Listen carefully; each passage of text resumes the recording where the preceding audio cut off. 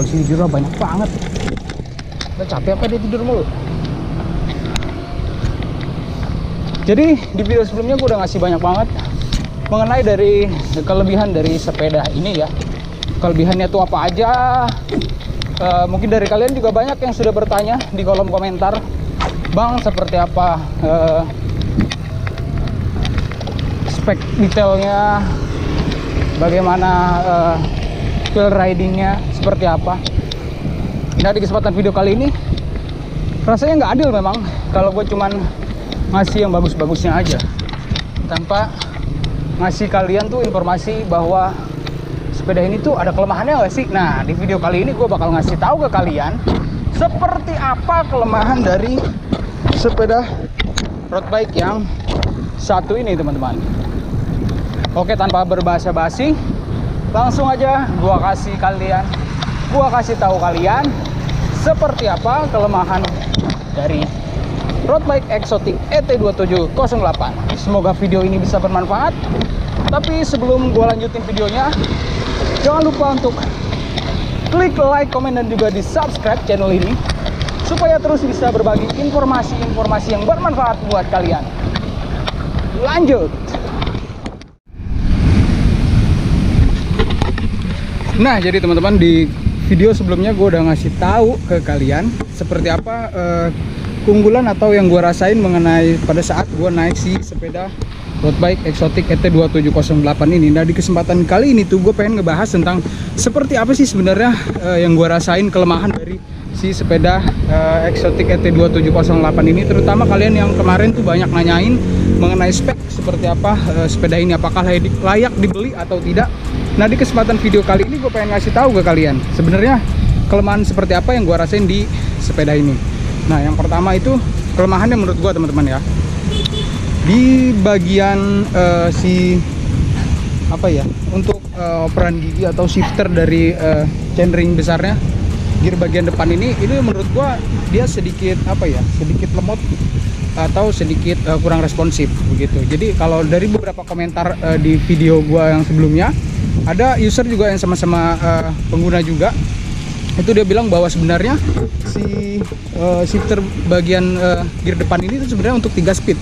Jadi bukan untuk 2 speed, karena bawaan dari ET2708 ini sebenarnya adalah 2 speed gitu.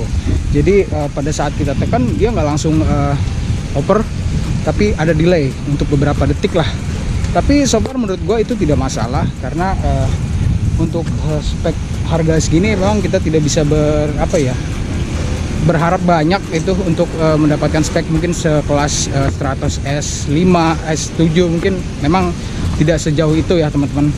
Dan kalau dibilang lagi kenapa tidak nabung sebentar lagi atau ngumpulin duit sedikit lagi untuk bisa beli Stratos S2, gua rasa itu sih pilihan, teman-teman ya. Kenapa pilihan? Ya semua disesuaikan dengan budget. Itu yang pertama. Menurut gua shifter bagian gear besarnya ini agak sedikit delay.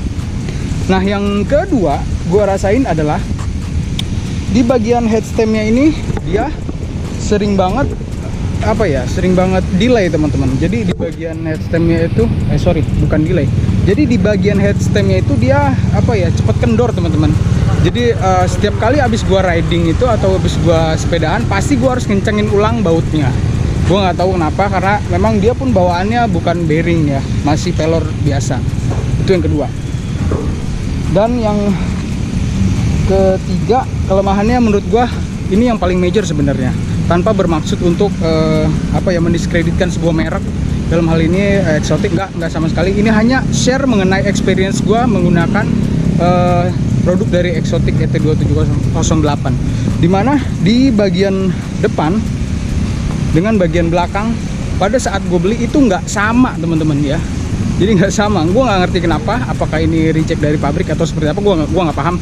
Tapi di sini ternyata di bagian depan itu dia dikasih ban ukuran 700 x 28, dan di bagian belakang ternyata setelah gue cek itu adalah 700 x 25. Sebenarnya nggak masuk sebenarnya, teman-teman ya. Setelah gue browsing, karena gue juga masih pemula, setelah gue browsing ternyata tidak ada setelan ban seperti itu. Dan gue tanya juga kepada user yang lainnya, ternyata mereka juga semua bannya sama 700 x 25. Entah kenapa di produk yang gue dapat ini depan 700 kali 28 dan belakangnya 700 kali 25. Dan itu emang feelnya berasa sih, emang kurang nyaman. Mungkin nanti akan gue sesuaikan lagi supaya si sepeda itu bisa lebih nyaman teman-teman, begitu. Mungkin hanya kelemahan itu aja sih teman-teman yang bisa gue temukan dan gue rasakan dari sepeda road bike Exotic ET2708 ini. Kalau ditanya apakah menurut kalian ini cukup recommended, gue akan jawab yes, recommended. Karena kenapa? Recommended menurut gue dia punya salah satunya yang paling menarik adalah frame-nya teman-teman. Frame-nya itu memang tidak sama dengan road bike di kelasnya ya. Dia jauh lebih lebih modern dan hampir mirip dengan si road bike dengan harga yang atau dengan merek yang lebih mahal, seperti itu. Jadi video ini adalah terakhir membahas tentang road bike Exotic ET2708 sekaligus menjawab rasa penasaran kalian seperti apa sih detail lengkapnya dari si road bike Exotic ET2708. Kalau yang gue bahas kali ini adalah kelemahannya, kalian bisa nonton video mengenai kelebihannya apa aja di video gue sebelumnya. Oke, sebelum gue akhiri video ini, jangan lupa klik like, komen, dan juga di subscribe channel ini supaya terus bisa berbagi mengenai informasi yang bermanfaat buat kalian. Oke, gue Aditya92 pamit dan bye-bye.